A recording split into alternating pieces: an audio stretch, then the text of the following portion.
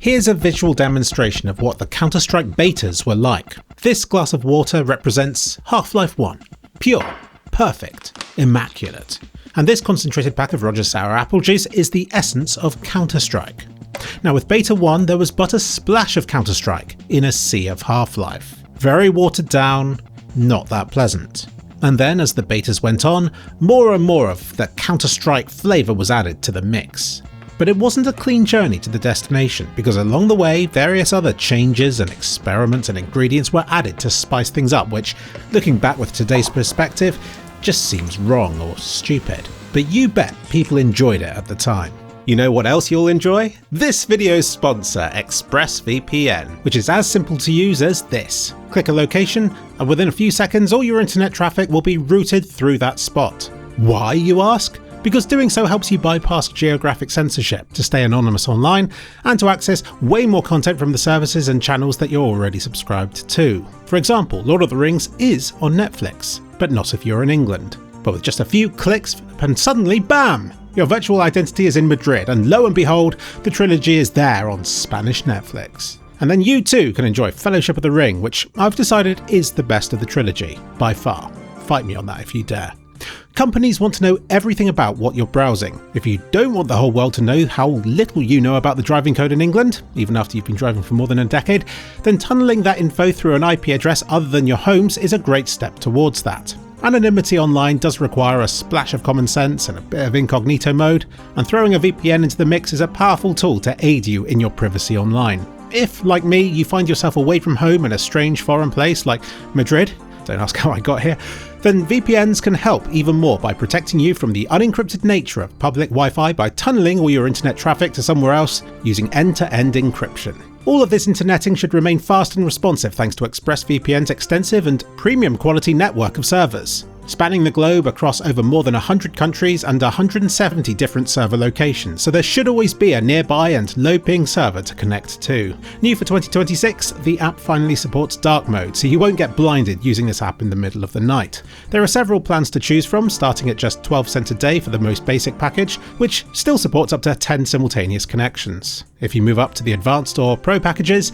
then you gain even more features like a password manager, advanced protection, and several days of unlimited eSIM data. Whichever package you choose, you can find out how to get up to 4 extra months by clicking on the link in the description or by going to expressvpn.com/3clicksfiller. And it really helps this channel, so thank you.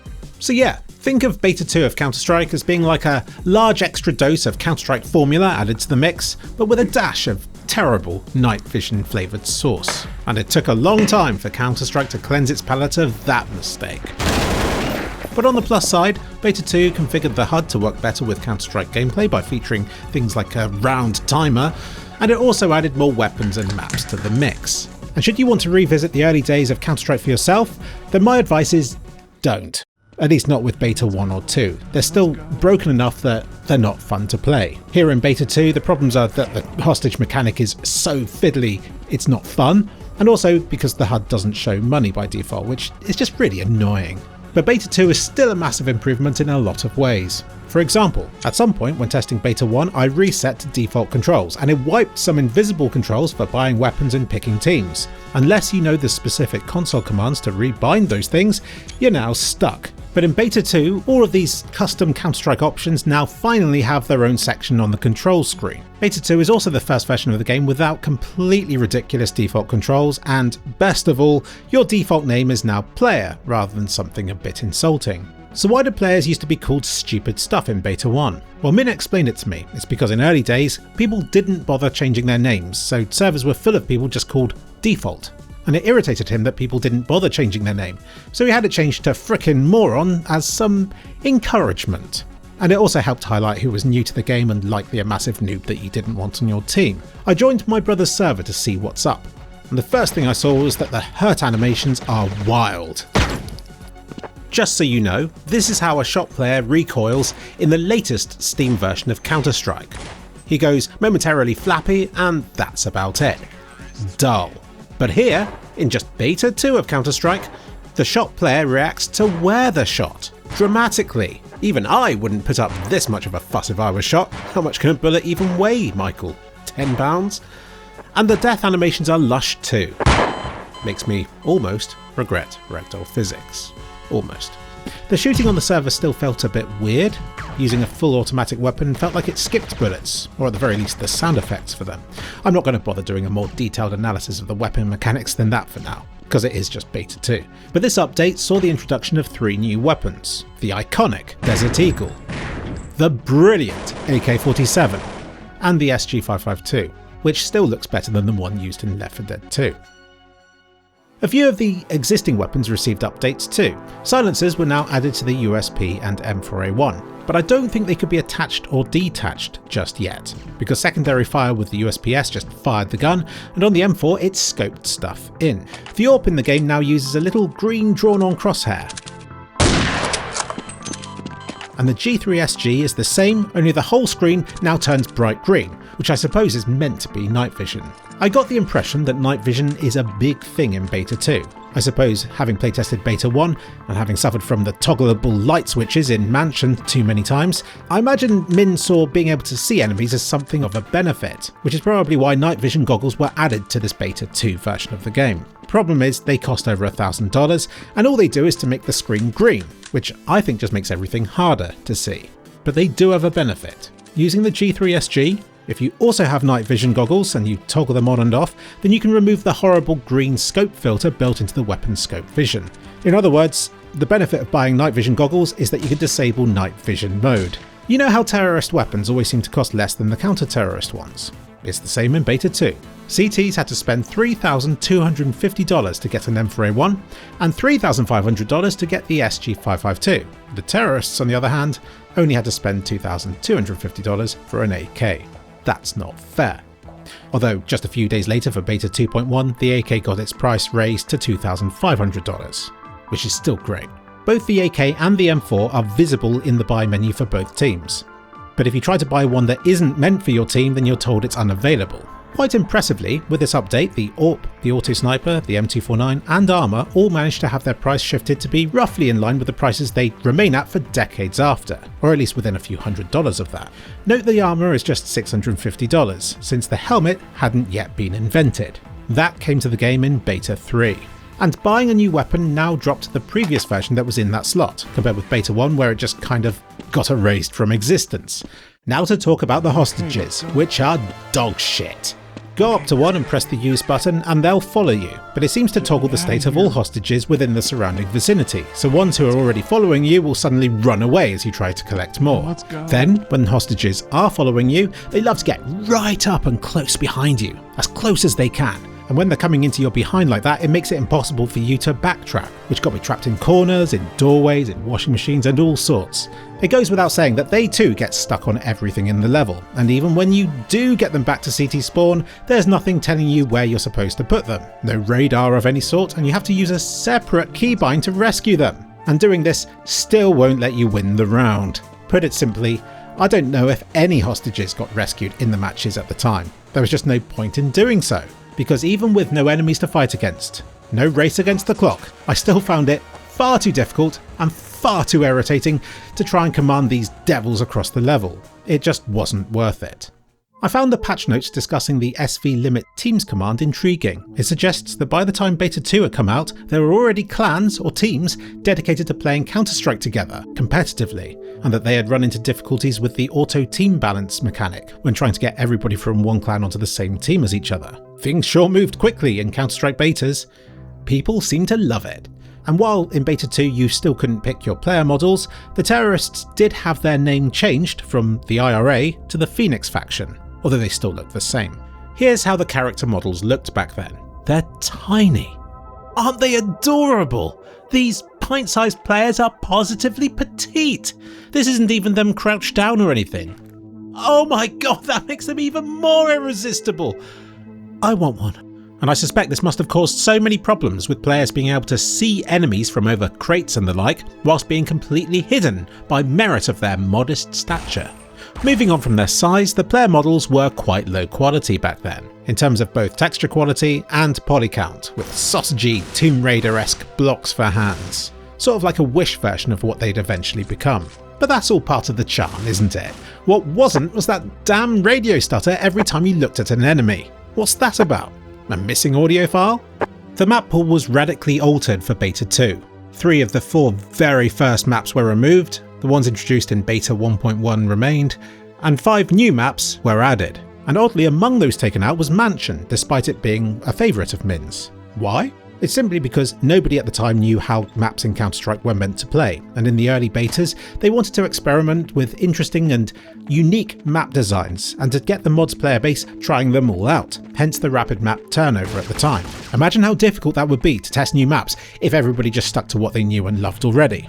So by about Beta 5, they knew what sort of size map they wanted and the number of lanes that worked best for Counter-Strike's gameplay. But remember, this is just Beta 2. These maps contained all sorts of zany mechanics. Let's go through them. Siege, being the only original map still in the game, received a bunch of updates, which might be why it remained in the game, just to try and prove its worth. Which I guess it must have done, as it remained in the original Counter-Strike all the way to this day. The biggest change was the addition of more vents and routes around the hostages, because previously there was just one way in, which makes it quite hard for CTs to attack. Office is bad enough with 2. The lift in the middle of the map has been upgraded from being just a standard platform to being a full cage, which looks nicer. And this lookout tower at CT spawn has been locked up, making it no longer accessible. When I first saw this thing in Beta 1, I thought it had been placed for CTs to use to defend their hostage rescue spot from. But if terrorists managed to reach it while the hostages were being rescued, then it would make the rescue very, very difficult for CTs. As for Mansion, although it's gone for Beta 2, it was re-added for Beta 3 with improved lighting and spawn point overhauls, so maybe it just wasn't quite ready at the time of Beta 2's release. And Assault got a battery of changes. This update extends the outdoor area to give CTs more room outside the warehouse to navigate. It adds ladders to the buildings and the warehouse to make better use of the level's verticality. It extends the vent system to be more like how we know the map for to this day, and it moves the hostages from the terrorists' CCTV room and into a newly created back room instead. So those are the changes to the existing maps. But Beta 2 also introduces 5 new maps, each with a cool bit of trivia that I very carefully researched by Google searching them. Bear in mind, the only game mode for Counter-Strike at this point was Hostage mode, and the first new map is Facility, based on a popular GoldenEye map. For you young'uns, that was a super popular Nintendo 64 title released just the year before, and Facility was a popular multiplayer map for that, to play like split screen and stuff. So it only makes sense that a fan of that game would want to see how it works for the best PC mod of all time. This map had slow, noisy doors between practically every section of the map, and this strange corner-shaped lift thing, which is super trippy to use, and it takes you out near the top of the map. And here they are, the toilets. The map Z option takes place in a missile silo, which to me looks suspiciously similar to another GoldenEye level. But there's another game that it's even closer to, which you might notice from this vault door. Yep, it's inspired by Fallout, and we're not talking the TV show here or the 3D games. This being from 1999, this would have been inspired by one of the old isometric Fallout games from even earlier. This was one of the first maps to be made for Counter-Strike, but it missed the first beta because its maker was busy with schoolwork at the time. In this map, if you fall into the rocket pit, then you'll die to a trigger hurt, and I found it quite cathartic to do the same to the hostages. Although even this was hard to do. Come on, let's go.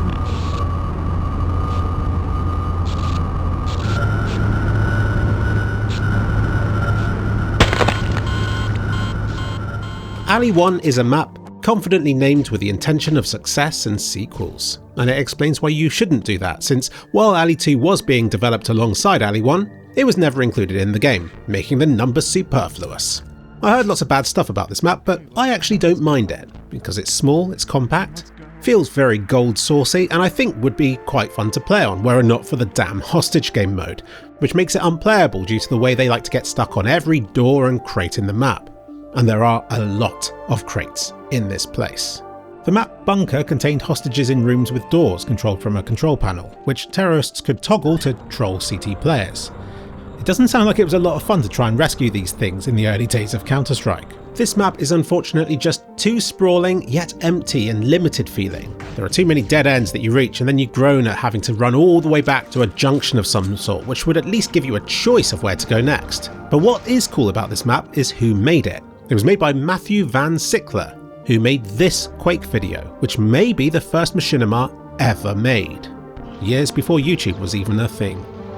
And Docks was a map made by Justin De Jong, the maker of Siege. Designed from a dream he had, this huge map probably isn't well suited for Counter-Strike, but it is one of the best levels you can choose to play on if you just want to run about somewhere and to soak up all the Gold Source engine atmosphere. It really feels like a proper place where almost every room is accessible.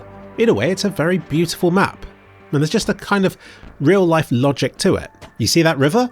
No one in the right mind would bother trying to swim down it, and no Counter-Strike map would ever bother rendering all of that anyway. But this one does. And you can swim all the way from one team's spawn zone all the way to the other. It's a beautiful map, but like I said, I can't imagine it working well with Counter-Strike, and especially not the hostages. The maker of this map unfortunately died soon after CS left beta, but his legacy lives on, with his brother maintaining the maps for the later Counter-Strike 1.1 release, and even though Docks had been removed from the game by then, Siege remains in the game to this day, and there are tributes to Justin in Dust 2 and Aztec. Just a few days later, Beta 2.1 rolled out. This version of the game has sadly been lost to time, but we do have the patch notes for it, and I'm happy to announce that we don't seem to miss out on much, since most of these fixes carry forward to the next version of the game. Assault got its own sky texture again instead of just the Half-Life 1 one.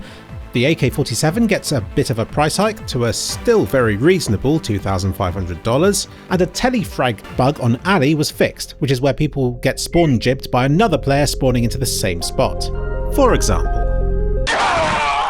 Which isn't a great way to start a 5.5 minute long round of Counter-Strike, is it? Or 6.5, as was my brother's hosted server round length. Now, dying early on in the round was softened somewhat by Ghost mode, where dead players could still run about the place as if they're players. Only they're ghosts, as they waited for the next round to begin. Super early on in the betas though, there was a fun little bug with this which meant that while players couldn't see or interact with them, the ghosts could still interact with stuff like doors, which led to dead players trying to give away the camping spots of surviving players by toggling doors open and close near their locations. This bug was apparently fixed sometime around Betas 2 and Beta 3. Yup, that's right, Counter-Strike Story didn't end with Beta 2. For a month after that release, along came Beta 3. Or did it? Yes, it did. To be continued.